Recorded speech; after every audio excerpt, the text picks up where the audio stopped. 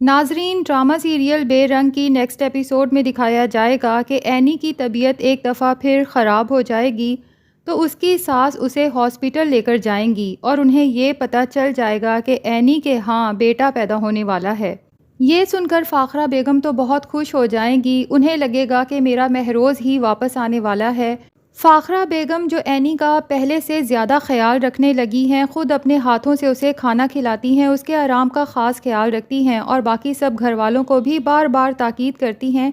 کہ اینی کا خیال رکھنا ہے اور اسے کسی قسم کی تکلیف نہ پہنچے۔ حتیٰ کہ اپنی بہن دردانہ کو بھی ٹوکتی رہتی ہیں کہ اینی کے سامنے کوئی ایسی بات نہ کیا کرو کہ اسے برا لگ جائے، کیونکہ اس سے اس کی صحت پر اثر پڑے گا۔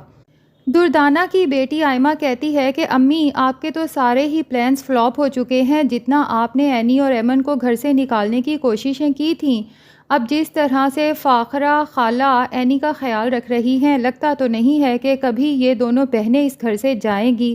دردانہ آئمہ سے کہتی ہے کہ میں بھی ہار ماننے والوں میں سے نہیں ہوں، نہ صرف ان دونوں بہنوں کو یہاں سے نکالوں گی بلکہ ایک دن اس فاخرہ باجی کا غرور بھی اپنے سامنے توڑ کے رہوں گی۔ اور آئمہ کو سمجھاتی ہیں کہ بس تم اپنی کوششیں جاری رکھو عفان پر اپنے حسن کا جال پھینکنے کی، جس دن عفان پھنس گیا بس سمجھو سب کچھ ہمارے قبضے میں ہے۔ اب دردانہ بیگم تو اینی سے جلتی ہی ہیں، لیکن ایمن بھی اپنی بہن سے جلنے لگی ہے اور اس کی وجہ ہے دردانہ بیگم کے طعنے، جو اٹھتے بیٹھتے ایمن کو ریئلائز کرواتی رہتی ہیں کہ بھائی شادی تو تمہاری اور تمہاری بہن کی ساتھ ہوئی تھی، لیکن دیکھ لو کہ اس نے کتنی جلدی خوشخبری سنا دی اور تمہاری گود تو ابھی تک خالی ہے۔ یہی وجہ تو ہے کہ فاخرہ باجی اینی کا اتنا خیال رکھنے لگی ہیں۔ ذرا سوچو کہ اس کا تو شوہر بھی اس دنیا میں نہیں، پھر بھی گھر میں اس کی کتنی چلتی ہے، اور تمہاری تو میں نے خود نوٹ کیا ہے باجی آتے جاتے انسلٹ کرتی ہیں۔ اپنا سارا غبار بھی ایمن پر نکالنے کے بعد دردانہ تو بہت خوش ہو جاتی ہے کہ صحیح مرچ مسالہ لگایا ہے یہ جو ایمن بھی اپنی بہن کا بہت ساتھ دیتی ہے۔ پہلے ان دونوں بہنوں کی آپس میں بانڈنگ توڑنی ہے، اس کے بعد ہی انہیں گھر سے نکالنا آسان ہوگا۔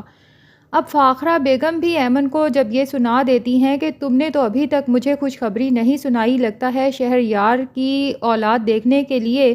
مجھے منتیں مرادیں مانگنا پڑیں گی۔ پھر ایمن جب اپنے گھر جاتی ہے اور وہاں پر بھی اپنے ماں باپ کو اینی کا اتنا لاڈ کرتے، اتنا خیال کرتے دیکھتی ہے تو اسے سچ میں احساس ہونے لگتا ہے کہ اینی کو واقعی ہی کچھ ایکسٹرا پروٹوکول ملنے لگا ہے۔ اور پھر جب فاخرہ بیگم خود اپنے ہاتھوں سے اینی کو نوالے بنا بنا کے کھلاتی ہیں تو ایمن کا حوصلہ جواب دے جاتا ہے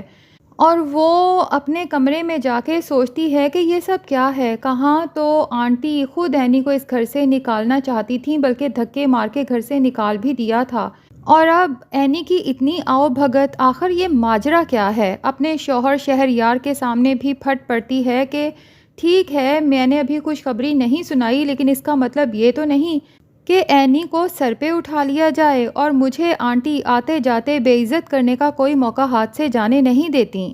اب اینی اور ایمل کی ماں تو سمجھ چکی ہے کہ ان دونوں بہنوں کی محبت میں جو دراڑ آئی ہے اس کے پیچھے اس کے سسرال خاص طور پہ فاخرہ اور دردانہ کا ہاتھ ہے۔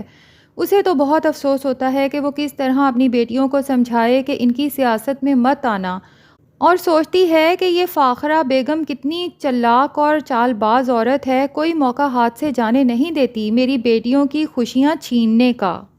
اب دردانہ جو فاخرہ بیگم کو بار بار کہتی ہے کہ باجی آپ کو اینی کو یہاں لانا نہیں چاہیے تھا، اسے اپنے ماں باپ کے گھر ہی رہنے دیتی، بڑے نخرے دکھا کے گئی تھی نا یہ اینی اور اس کے ماں باپ یہاں سے۔ تو فاخرہ بیگم دردانہ سے کہتی ہیں کہ پہلی بات تو یہ کہ میں نے تم سے پوچھا نہیں کہ مجھے کیا کرنا ہے اور کیا نہیں، اور دوسرا یہ کہ جب وہاں پر اینی کی طبیعت خراب ہوتی ہے تو یہ لوگ عفان کو ہی بلاتے ہیں، تو اس سے اچھا نہیں کہ میں اینی کو اپنے ہی گھر رکھ لوں، کیونکہ لے کے تو ہم نے ہی جانا ہے ایمرجنسی میں اگر اینی کو کچھ ہو جائے۔ تو دردانہ بیگم کے کان تو عفان کے نام پہ کھڑے ہو جاتے ہیں اور تشویش میں مبتلا ہو جاتی ہے کہ آخر عفان اینی کا اتنا خیال کیوں رکھ رہا ہے۔ اسی لیے فاخرہ بیگم سے ہی کہتی ہے کہ باجی عفان کو ذرا اینی اور اس کے گھر والوں سے دور ہی رکھیں تو اچھا ہے، مجھے تو ڈر ہے کہ اگر عفان اتنا ہی اینی کا خیال رکھتا رہا تو لوگوں کو باتیں بنانے کا موقع ملے گا، اور اس کے علاوہ بھی آپ خود سمجھدار ہیں کہ اینی اور عفان دونوں ہی جوان ہیں، کچھ اور مسئلہ ہو گیا تو کل کو آپ کو ہی افسوس ہوگا۔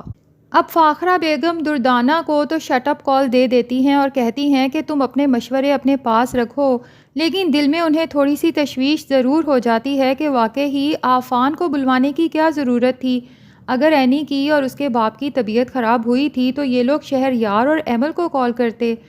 اسی لیے وہ عافان سے بات کرتی ہیں کہ آج کے بعد اگر اینی یا اس کے گھر والے تمہیں کال کریں تو تمہیں جانے کی کوئی ضرورت نہیں ہے۔ تو عافان اپنی ماں کو بتاتا ہے کہ عجیب باتیں کرتی ہیں آپ، ان کا ہمارے علاوہ اب ہے کون؟ اور دوسرا یہ کہ ان لوگوں نے پہلے شہریار بھائی اور ایمل کے نمبر پر ہی کال کی تھی، ان کا نمبر بن جا رہا تھا، تو اس کے بعد ہی